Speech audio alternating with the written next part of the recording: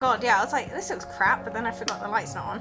Oh, Ta-da! there we go. Suddenly it looks rocking. Hi guys, thank you so much for joining me. Today I have a really exciting review. I will be talking all about MANIKO nail strips. I currently have a pair on right now, and I thought it would be really cool to talk about the pros and cons of using these kinds of nail strips. I will walk you through the application process, what it's been like. Oh, itchy. I will walk you through the process, show you how easy they are to use, whether I think they're worth the money, what they look like. So the MANIKO nail strips claim to be smudge free for up to 10 days. I've only had these on for about 4, so I can't really comment on that, but having said that, I do really like them. I think they look really good. The application was pretty simple, and I will get into the pros and cons of using such strips, what it's like, and just kind of any pointers I have to make the application, you know, a really smooth process for you, because it did take me a little bit of tweaking to get used to it, and this was actually the first time that I've ever used nail strips, so it was an interesting one. But yeah, I thought it'd be really cool to kind of come on, show you guys the review, show you guys the results. What makes MANIKO nail strips different is that they are made from actual nail polish. It's not like they are a synthetic strip. So it's quite interesting. It also comes in this really cute little pouch. It's got little love hearts on here. So in the kit that you get, which I've also kind of destroyed and stuck nail strips to by accident, so I'm just going to show you the back and say, oh, look how cute that is. I mean, it is cute, isn't it? So I'm just going to quickly show you guys how the strips work and how you select ones that are your correct size. So it's very straightforward. You just kind of line it up and see whether it would fit across your whole nail. So, you know, for instance, I'd be like, oh yeah, that hits the base of my nail, so that would be a good size. And there we go. The application process is very, very simple. With the MANIKO nail strips, all you need to do is push back your cuticles to begin with. So what you're looking to do is actually use the cuticle pusher backing tool. Push your cuticles back. Basically, you want to make sure the strip is on your nail and not your cuticle. So make sure that you press your cuticles back nice and firm, and obviously take care not to hurt yourself, because that would be silly. And then next up, you want to clean your nails. So what you need to do is clean your nails, remove any excess or old nail polish that you have on your nails. You can use either the MANIKO nail polish remover that is included with the starter kit, like this, or alternatively you can use an alcohol strip like this. At this point as well, you'll also want to shape your nails, make sure that you've got everything all filed, do your typical nail care, but don't apply any other creams or treatments to your nails. You want them to be naked at this point. And then if you fancy a bit of extra care, you can just apply the MANIKO base coat. And this just helps to nourish your nails while wearing the nail polish strips. So I chose to do this step. The reason that I chose to do this is because my nails are short, they are brittle, they are not the best, so I thought why not jump in with the base coat and use this. It actually contains biotin and calcium and vitamin E, as well as some keratin, so it has plenty of goodies in here that help to strengthen the nail.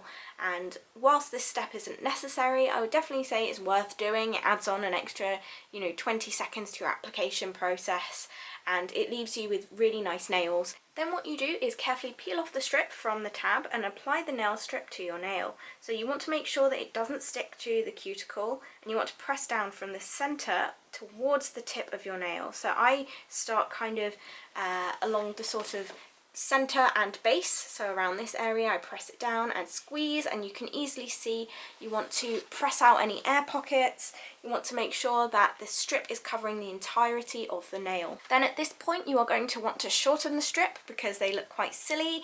It will be extending over the tip and it won't look very nice, so you can just use a pair of regular scissors to cut it down. So depending on the length of your nail, you can use the other half for a second application on the nail. So this is exactly what I did.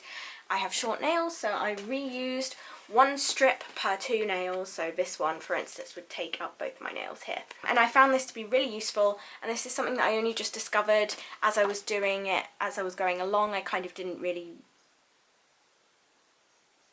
What you want to do, if you can, is fold the nail strip under your actual nail. Now, I have short nails and can't do this because obviously the nail bed finishes before my fingertip, so what I did was to just trim them down as far as possible I did use scissors originally, but I actually found using a cuticle cutter to be the most effective way of getting really close up to the nail without actually cutting the nail. If I filed them down, it kind of left a strange finish. It would go a bit powdery and kind of stretch out the strip. So my tip would be to get some cuticle cutters and just kind of follow along the edge. You get a really nice finish. It doesn't like stick up or feel funny, and I think that that's just the best option, and it's something that I wish I'd known from the start, because I actually ruined a first set by filing them because it didn't work with my nails because they're so short. Now, on a tangent, I borrowed my friend who has really beautiful and long nails, and she was able to fold the nail strip over her nail, and then we were able to file it down, and that actually did leave a nice finish. So if you are someone with shorter nails, I would definitely advise using the cuticle cutters, and if you have longer nails, then file them down. And there we go, we are almost done. So in the final step here, I would advise following up with the top coat. You just want to pop that on to seal everything in, make sure it has a lovely glossy finish. It's very straightforward. You just apply this and it dries very quickly, takes about 5 minutes. So yeah, that's basically it. It's really straightforward. I have had a lot of fun trying these out, and I really like this design. For this nail look, I used a combination of Blizzard and gold veins. I think they look really nice together. They create a beautiful look. So let's jump in with the pros and cons of using the MANIKO nail strips. So first things first, the application is very quick. It's quite simple once you get a bit of practice. You might want to try the first ones using some sizes that aren't actually 100% correct, because you're likely going to kind of mess it up and practice the positioning, how you're going to press it down to get rid of any bobbles and stuff like that. So you don't want to waste the good size strip straight away. Yeah, that would be my first tip. And then my next tip is to select colours that are very contrasting to your natural nail. So I selected a beige colour and it didn't really look very nice. So because you're buying these strips online, the colour is always going to be a little bit different than what you expect. So I had some beige strips that I got, and they were called Send Nudes, and they are virtually the same colour as my skin. So when I put them on, it really didn't look very nice because it was just too similar to the skin tone. So that's something that you might want to consider when you're shopping online for colours. Just bear in mind that the colour may not be 100% a perfect match based on what you see online. That's not MANIKO's fault, that's more my fault. I kind of thought that that colour would look really good, and it didn't. It takes about 15-20 minutes to do everything from start to finish.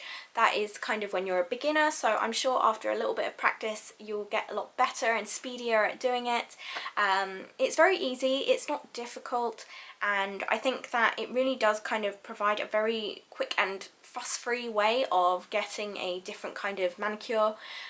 You don't have to worry about drying or anything like that. It doesn't really chip, it doesn't smudge, you're not going to mess it up within 5 minutes, and I think that that is the biggest plus with the MANIKO nail kit, is that it just kind of dries almost instantly. It's very convenient, but unfortunately the con to that is that I think the finish isn't amazing.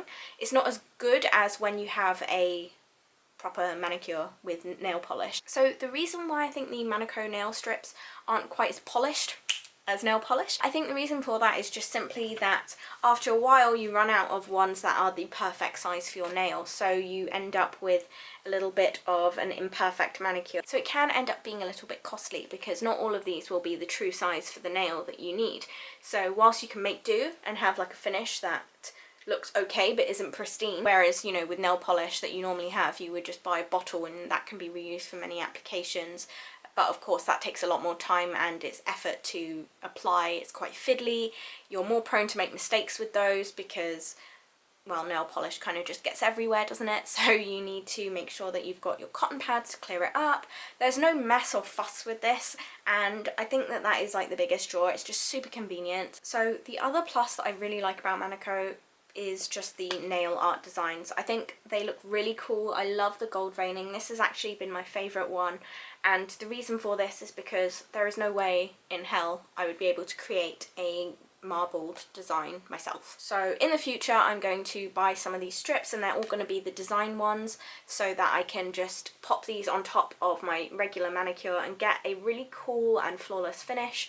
I think they're awesome, and also they're a little bit more forgiving if you aren't like 100% close to the nail. So for instance, things like this won't be an issue because your base coat will be already done, and then you just put on the nail art effect on top and it just looks, it looks so good. But yeah, that's basically everything. If you have any questions, do let me know, because I will be more than happy to answer them in the comments. And if there's anything in particular you want to know regarding what they look like or how they have been holding up, because obviously it's taken me a few days more to edit this video. I'm a slow editor. I hope you have a beautiful day and take care. Alright, see you next time. Bye!